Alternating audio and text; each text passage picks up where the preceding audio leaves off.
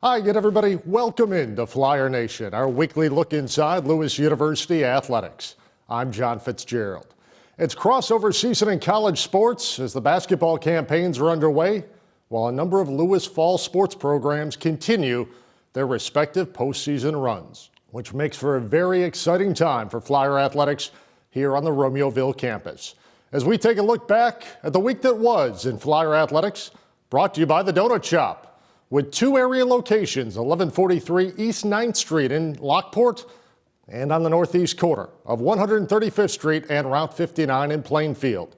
Lewis students and staff can take advantage of 10% off their orders at both Donut Shop locations. Visit them online at thedonutshop.shop. The Lewis University men's soccer team was idle this past week, but they heard their name called on Monday night when the NCAA unveiled the Division II National Tournament field. The Flyers will head to the Super Region number 3 in Paynesville, Ohio, as the number 7 seed, where they will meet 10th-seeded Davenport University on Thursday afternoon at 2 o'clock Central Time. The Flyers finished the regular season at 11-4-3 and are now headed to the NCAA tournament for the 9th time under head coach Evan Feifels. The men's and women's basketball squads both opened their respective campaigns this past weekend as part of the GLVC GLIAC Challenge. The Flyer men dropped a pair of games inside Neil Carey Arena, falling to Northern Michigan on Friday night before Michigan Tech used a huge second half on Saturday to rally for a 64-56 decision. The Flyer women opened the season on the road in Marquette, Michigan. First-year head coach Matt Nelson's squad fell to Michigan Tech on Saturday morning, 75-71, before dropping a 61-56 decision at Northern Michigan on Sunday afternoon. The men's swimming team won 3 events on Saturday, but dropped a 116-89 decision to Findlay in a dual meet in Hillsdale, Michigan. The women's swimming squad also up in Hillsdale on Saturday, and they dropped a tri-meet, falling 159-46 to host Hillsdale and 133-85 to Findlay. The women's bowling squad picked up victories against 3 ranked teams this past weekend at Stephen F. Austin's Lady Jack Classic played in Kenosha, Wisconsin.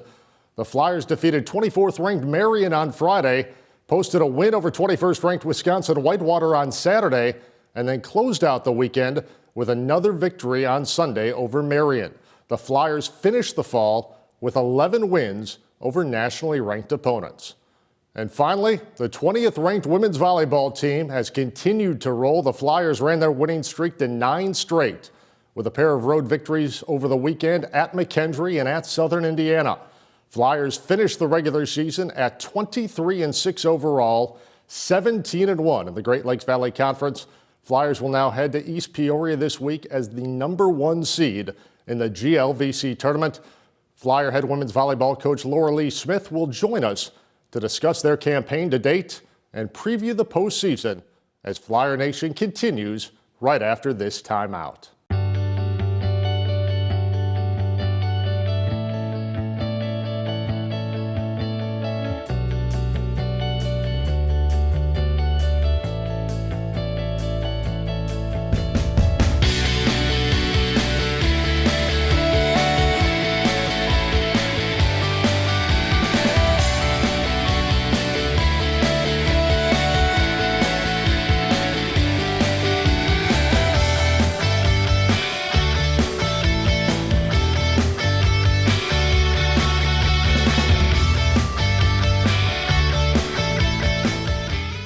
Welcome back to Flyer Nation. The Lewis University women's volleyball team just wrapped up the regular season this past weekend. Flyers finished the campaign 23-6 overall and 17-1 in league play. Lewis now heads to East Peoria as the number 1 seed in the GLVC tournament, where they will take on 8th-seeded Indianapolis in opening round action on Friday morning. As we welcome in Flyer head coach Lorelee Smith. And coach, first of all, congrats. Another outstanding season, a regular season conference crown for you guys. 6 now over the last 7 years. That's really the model of consistency, isn't it? Yeah, I'm pretty blessed. I mean, the girls come in every year and that's a goal they set, and they're willing to do whatever it is that we need to work on in order to get better to achieve that goal. So it's pretty fun. This has been a year in the GLVC, well, over the last 5 to 10 years for sure, but especially this year, it seems that as you look at the bracket for the upcoming tournament, there's a ton of parity in this league overall, and a lot of people have beaten people, and a lot of spots to get in that tournament were really decided by possibly just one match. Yeah, or even just same record and one team won the head-to-head. There's been a lot of this team beat this team, and then this other team beat this other team. It really came down to the last week to figure out who was going to make the top 8 spots.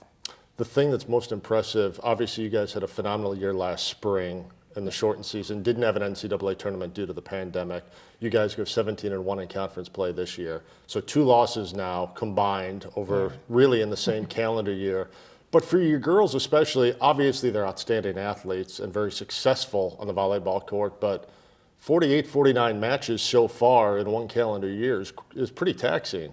It is, and I'm not the greatest coach at giving like extra days off or anything, but from the start this year, I called a couple of colleagues and I talked to my team, and we've worked in additional days off besides the Sunday pretty much regularly, and it was because of basically it's one longer season. It's more than what we're used to.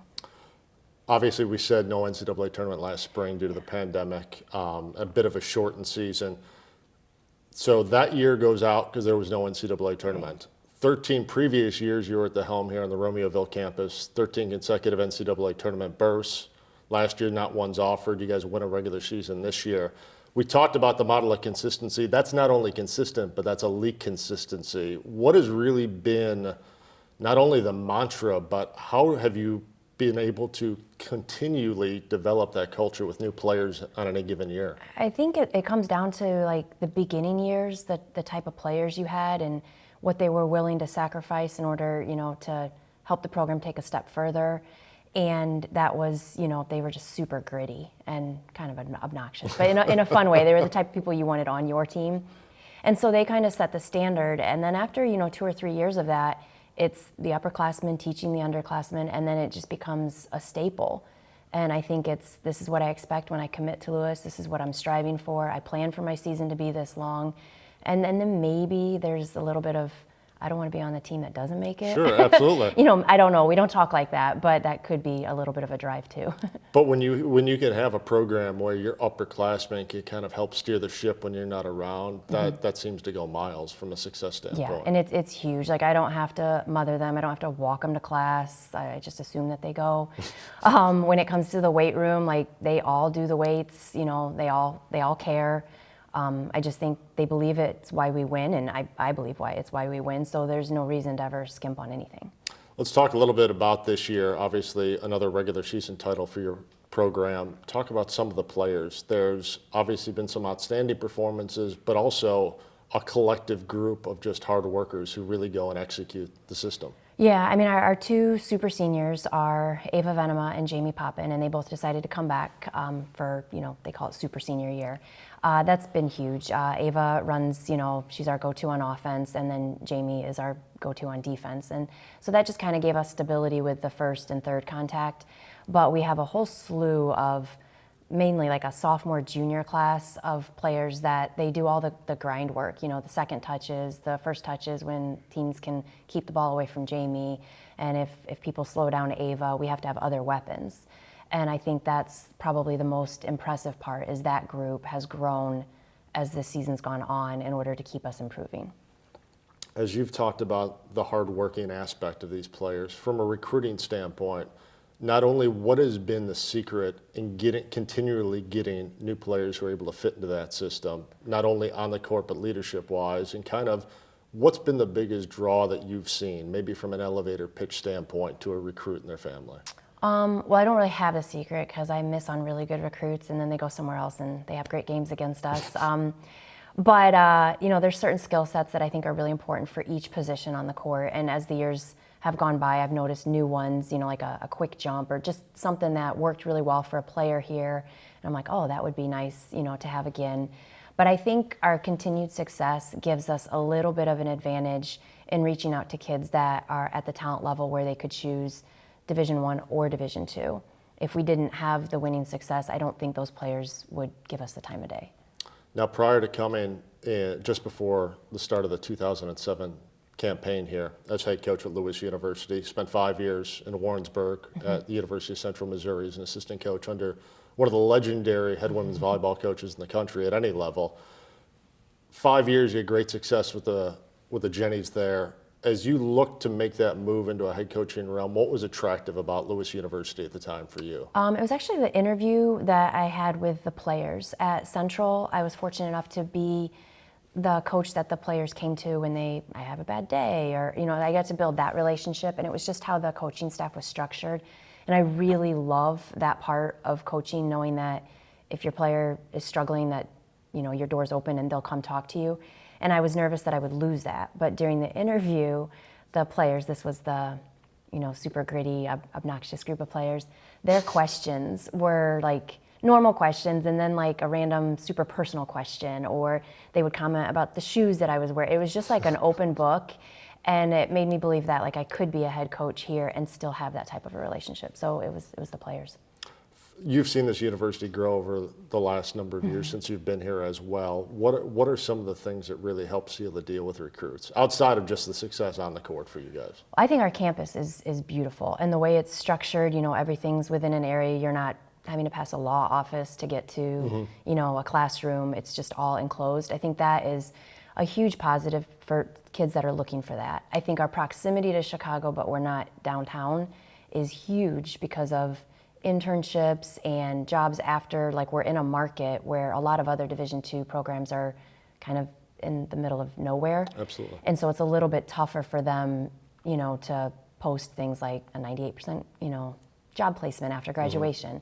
So I think those things, when you're looking outside of a successful volleyball program, are stuff that sell the university. So the tournament starts this Friday down in Peoria. 8 teams. You guys are the #1 seed once again in the GLVC postseason tournament. As you look not only to this weekend in the conference tournament and hopefully what's a long run beyond, at this time of year, how important is studying the opponent on a nightly basis, and how much is just pure execution with your system? I think specifically for the conference tournament, because we're going against Indy, we've already played them twice. We went 4. I don't think either one of us has changed like our offense and defensive, philosophies or strategies. So I think right now it comes down to execution. Who, with the pressure of your season could be done, has the inner self-confidence and the trust amongst their teams that you're still going to get the job done.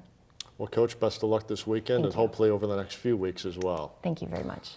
That's Flyer head women's volleyball coach Lorelee Smith, whose Flyers will open the GLVC tournament this Friday as the #1 seed against 8th-seeded Indianapolis. We'll preview the week ahead in Flyer athletics right after this timeout here on Flyer Nation.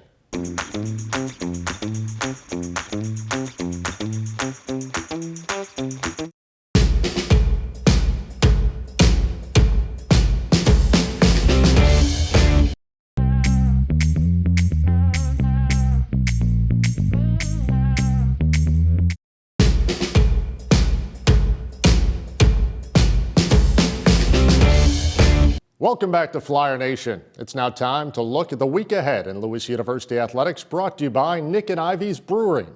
Located just over the bridge at 1026 South State Street in downtown Lockport, Nick and Ivy offers over 10 locally crafted beers nightly, as well as music on the weekends. Visit them online at nickivybrewing.com. A busy week ahead in Lewis University Athletics, and it all kicks off tomorrow as the Flyer men's soccer team takes on Davenport University. 2 o'clock Central Time in the opening round of the NCAA Division II tournament in Painesville, Ohio. Flyers enter the postseason as the #7 seed after posting an 11-4-3 record on the campaign. This is the Flyers' 9th NCAA tournament appearance under head coach Evan Feifels, and their first since 2013. The men's and women's swimming squads head down to Indianapolis tomorrow to open a 3-day House of Champions meet at IUPUI. The Flyers will do battle against a loaded tournament field, including Ball State, Butler, Green Bay, Illinois, Indianapolis, Milwaukee, and UIC. And the Red Hot women's volleyball squad will take on the University of Indianapolis Friday morning in the opening round of the GLVC tournament.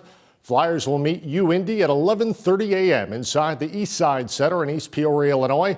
Coach Smith's squad enters the postseason at 23-6 overall, 17-1 in league play. The Flyers enter tournament play winners of 9 straight.